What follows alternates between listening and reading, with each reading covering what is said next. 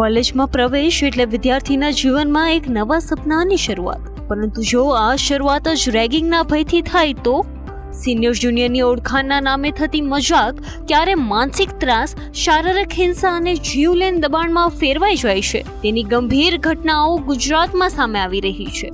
સવાલ માત્ર એટલો નથી કે રેગિંગ કરનારને સજા શું મળશે, સવાલ એ પણ છે કે કાયદો આટલો કડક હોવા છતાં કેમ્પસમાં રેગિંગ અટકતું કેમ નથી. સુરતથી ભાવનગર અને પાટણ સુધી સામે આવેલી ઘટનાએ શૈક્ષણિક સંસ્થાઓની જવાબદારી, વિદ્યાર્થીઓની સુરક્ષા અને એન્ટી રેગિંગ વ્યવસ્થાની અસરકારકતા પર ફરી સવાલો ઊભા કર્યા છે. રેગિંગ શું છે, કાયદો શું કહે છે, દોષિતને કેટલી સજા થઈ શકે અને જો કોઈ વિદ્યાર્થી રેગિંગનો ભોગ બને તો તેને ક્યાં ફરિયાદ કરવી જોઈએ આ ખાસ અહેવાલમાં. સૌથી પહેલા સમજીએ કે રેગિંગ એટલે માત્ર મજાક જ નથી. સિનિયર વિદ્યાર્થી દ્વારા જુનિયર સાથે અપમાનજનક ભાષામાં વાત કરવી, બળજબરીથી કોઈ કામ કરાવવું, શારીરિક ઈજા પહોંચાડવી, ડરાવો, માનસિક રીતે હેરાન કરવો કે પૈસા અને વસ્તુઓની માંગણી કરવી, આ બધું રેગિંગના દાયરામાં આવી શકે છે. કેટલાક કિસ્સાઓમાં વિદ્યાર્થીઓને કલાકો સુધી ઊભા રાખવામાં આવે છે, ઊંઘવા દેવામાં આવતું નથી,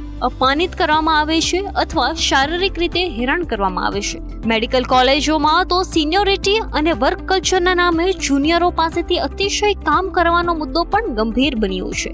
એટલે રેગિંગને પરંપરા કે મજાક તરીકે જોવાના બદલે તેને વિદ્યાર્થીઓના અધિકારો અને સુરક્ષાનો ગંભીર પ્રશ્ન માનવો જરૂરી છે. ગુજરાતમાં સામે આવેલા કિસ્સાઓ આ સમસ્યાના ગંભીરતાને સમજાવે છે. સુરત નવી સિવિલ હોસ્પિટલમાં પ્રથમ વર્ષના પીજી મેડિકલ વિદ્યાર્થી ડોક્ટર હર્ષ પંડ્યાના આત્મહત્યા કેસમાં પરિવાર દ્વારા સિનિયરો તરફથી માનસિક ત્રાસ અને ઓવર રેગિંગના આક્ષેપો કરવામાં આવ્યા છે. આ મામલે 4 રેસિડન્ટ ડોક્ટરોને સસ્પેન્ડ કરવામાં આવ્યા હોવાનું પણ સામે આવ્યું છે. બીજી તરફ ભાવનગર સરકારી મેડિકલ કોલેજમાં 13 જુનિયર રેસિડન્ટ ડોક્ટરોએ સિનિયરો સામે અમાનવીય ત્રાસ, આખી રાત ઊભા રાખવા, દિવસો સુધી નહાવા ન દેવા તેમજ પૈસા અને દારૂની માંગણી જેવી ગંભીર આક્ષેપો સાથે ફરિયાદ કરી હતી. તપાસ બાદ 6 સિનિયર વિદ્યાર્થીઓ સામે કાર્યવાહી થઈ છે અને તેમને હોસ્પિટલમાંથી દૂર કરવા સાથે સસ્પેન્શનની કાર્યવાહી કરવામાં આવી.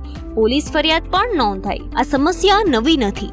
પાટણની GMERS મેડિકલ કોલેજમાં નવેમ્બર 2024માં પ્રથમ વર્ષના MBBS વિદ્યાર્થી અનિલ મેથાણિયા રેગિંગ સેશન દરમિયાન સતત 3 કલાક ઊભા રાખવામાં આવ્યા બાદ ઢળી પડ્યા હતા અને તેમનું મૃત્યુ પણ થયું હતું. આ કેસમાં 15 સિનિયર વિદ્યાર્થીઓ સામે કાર્યવાહી કરવામાં આવી હતી. આ ઘટનાઓ એક મોટો સવાલ ઊભો કરે છે. કેમ્પસમાં એન્ટી રેગિંગ કમિટી અને નિયમો હોવા છતાં આવી સ્થિતિ સર્જાય છે કે સુપ્રીમ કોર્ટ અને UGCના નિયમો મુજબ શૈક્ષણિક સંસ્થાઓની પણ જવાબદારી નક્કી કરવામાં આવી છે. કોલેજોમાં એન્ટી રેગિંગ કમિટી અને સ્ક્વોડ સંવેદનશીલ વિસ્તારોમાં દેખરેખ, ફરિયાદની વ્યવસ્થા અને જરૂરી હોય ત્યારે પોલીસ કાર્યવાહી આ સુરક્ષા વ્યવસ્થાનો મહત્વનો ભાગ છે. હવે સૌથી મહત્વનો સવાલ, રેગિંગ કરનારને સજા શું થઈ શકે છે? રેગિંગ સાબિત થાય તો માત્ર માફી માંગવાની મામલો પૂરો થતો નથી. UGCના નિયમો મુજબ ઘટનાની ગંભીરતા પ્રમાણે વિદ્યાર્થીને ક્લાસમાંથી સસ્પેન્ડ કરવો, સ્કોલરશિપ અથવા અન્ય લાભો રોકવા, પરીક્ષા આપવા પર પ્રતિબંધ મૂકવો, પરિણામ અટકાવવું, હોસ્ટેલમાંથી કાઢી મૂકવો, એડમિશન રદ કરવું, 1 થી 4 સેમેસ્ટર સુધી રેસ્ટ્રિક્ટ કરવો અથવા કોલેજમાંથી કાયમી હાકી કાઢવા જેવી કાર્યવાહી થઈ શકે છે. ગંભીર કિસ્સામાં બીજી શૈક્ષણિક સંસ્થામાં પ્રવેશ પર પણ નિર્ધારિત સમય માટે પ્રતિબંધ લાગી શકે છે. અને જો રેગિંગ દરમિયાન મારપીટ, ગંભીર ઈજા, ધમકી, બળજબરી, ગેરકાયદેસર રીતે રોકી રાખવા કે અન્ય ફોજદારી કૃત્ય થયું હોય તો લાગુ પડતા ફોજદારી કાયદા હેઠળ પોલીસ કાર્યવાહી અને FIR પણ થઈ શકે છે. એટલે રેગિંગ માટે સજા દરેક કેસમાં એક સરખી નથી. ઘટનાની ગંભીરતા અને ક્યાં ગુના સાબિત થાય છે તેના આધારે કાર્યવાહી થાય છે. ગુજરાત હાઈકોર્ટે પણ રેગિંગને ગંભીરતાથી લીધું છે. કોર્ટના વલણમાં એક વાત સ્પષ્ટ કરવામાં આવી છે કે રેગિંગ માત્ર વિદ્યાર્થીઓનો મુદ્દો નથી. કેમ્પસમાં રેગિંગ રોકવામાં સંસ્થા નિષ્ફળ જાય તો તેની વહીવટી જવાબદારી પણ બની શકે છે. રાજ્યમાં પ્રથમ વર્ષના વિદ્યાર્થીઓ પાસેથી સમયાંતરે ગુપ્ત સર્વે કરવાની વ્યવસ્થા અંગે પણ પગલાં લેવાયા છે. છે. ખાસ કરીને મેડિકલ કોલેજોમાં સિનિયર અને જુનિયર રેસિડન્ટ્સની ડ્યુટી,